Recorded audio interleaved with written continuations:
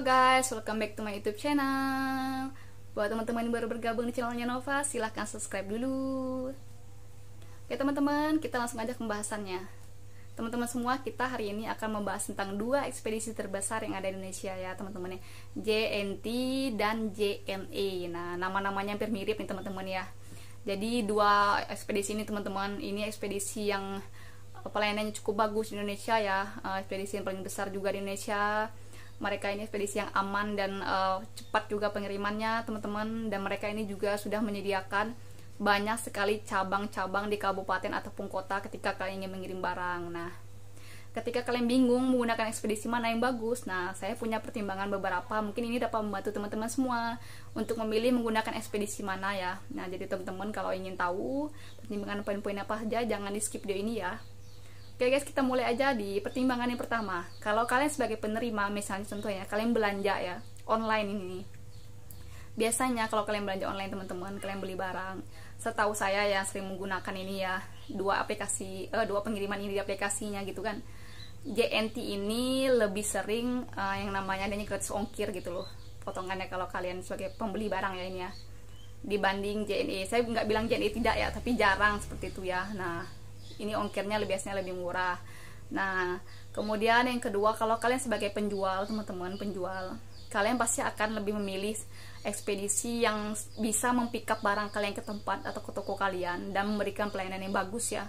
Kalian pilihlah ekspedisi itu. Nah, poin yang ketiga adalah jarak dan lokasi. Nah, maksud saya di sini yang pertama ya, jarak lokasi itu.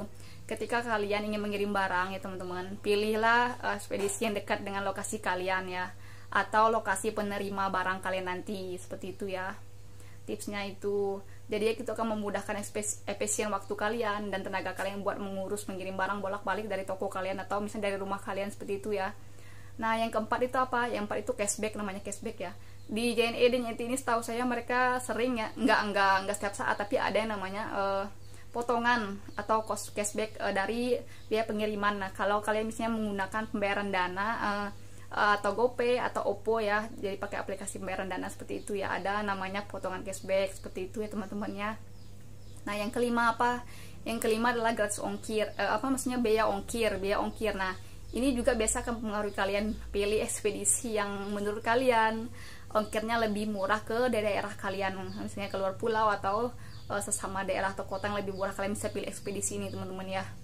Nah, yang keenam apa? Yang keenam adalah pelayanan yang ditawarkan. Nah, kalau kalian ingin cepat sampai barang, kalian misalnya udah pernah menggunakan dua ekspedisi ini, kalian bisa milih yang sampai cepat barangnya. Tapi masalah berbicara cepat sampai, ekspedisi setahu saya hampir sama ya, tapi di dalam program JNE ini mereka ada namanya pelayanan yes ya, yakin esok sampai. Jadi suatu hari kalian kirim sekarang, esok udah sampai barangnya, kalau kalian ingin cepat sampai dan menggunakan barang itu dengan keadaan mendesak seperti itu ya teman-teman.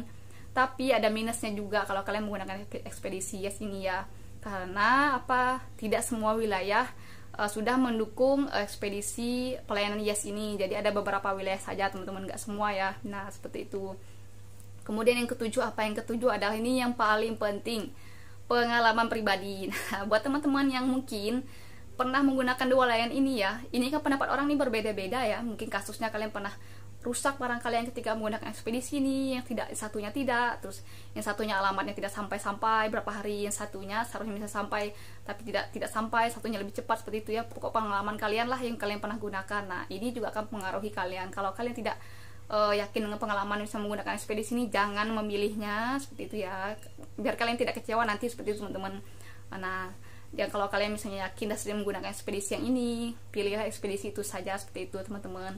Kalau kalian bertanya saya ya, ini pribadi saya, pendapat saya misalnya akan memilih JNE atau JNT ya, saya pasti akan memilih JNT. Ini bukan saya memprovokasi atau apa ya, saya ini pendapat saya, pengalaman saya gitu loh ke daerah saya ini, karena kan daerah itu bisa berbeda-beda.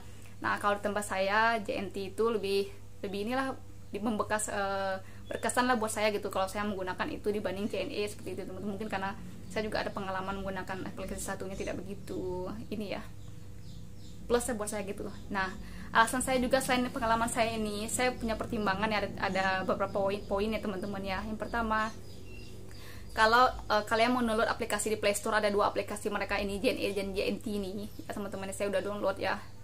JNT ini menjadi poin plus kenapa saya memilih ya. Setiap update resi ini mereka tidak pernah telat. Yang pertama itu ya, dibanding JNE ya teman-teman ya.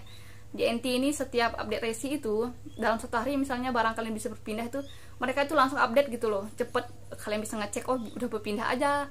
Nah kalau JNE ini sedikit lama ya, saya nggak berbicara saya sekali mengirim barang, tapi sering gitu loh. Emang perbedaannya di situ, saya udah lihat juga gitu loh. Nah yang kedua, kenapa saya milih JNT, nah setiap dia drop point pindah ke gudang mereka, berpindah ke cabang mereka seperti itu, mereka selalu menyertakan alamat cabang mereka itu loh teman-teman, tempat barang kalian tuh. Dan yang pentingnya adalah mereka punya nomor handphonenya, lokasi barang kalian itu di kantor mereka itu, di dalam aplikasi mereka. Nah kalian tahu, jadi oh barang saya misalnya lagi drop point di cabang misalnya Bandung, nah, belum ke daerah kalian misalnya di kabupaten ini, seperti itu teman, kalian bisa tahu.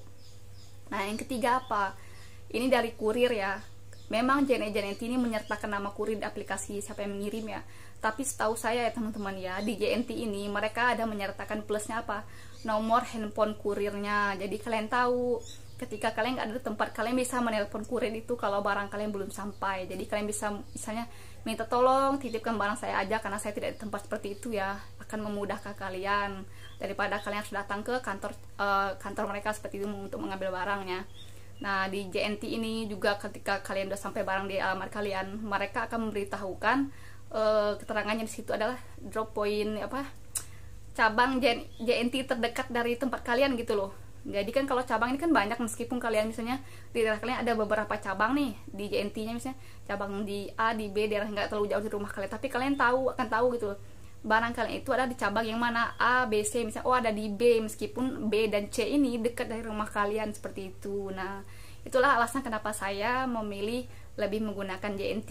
Saya nggak bilang JNT ini jelek ya, bagus, cuman menjadi poin plus aja buat saya gitu ketika saya ingin menggunakan JNT. Tapi teman-teman, saya juga sering menggunakan JNE ketika ongkir mereka terkadang lebih murah daripada JNT, seperti itu ya. Jadi ada pertimbangan ongkir juga di sini, meskipun dia punya poin plus tadi masalah tentang pengiriman barang itu teman-temannya. Nah saya kembali lagi ke pendapat buat teman-teman semua yang ingin menggunakan ekspedisi apa. Di sini saya memberikan tips sedikit pertimbangan buat teman-teman yang masih bingung ya teman-teman untuk mengirim menggunakan ekspedisi apa. Semoga video ini bermanfaat dan berguna buat kalian. Sampai jumpa di video selanjutnya.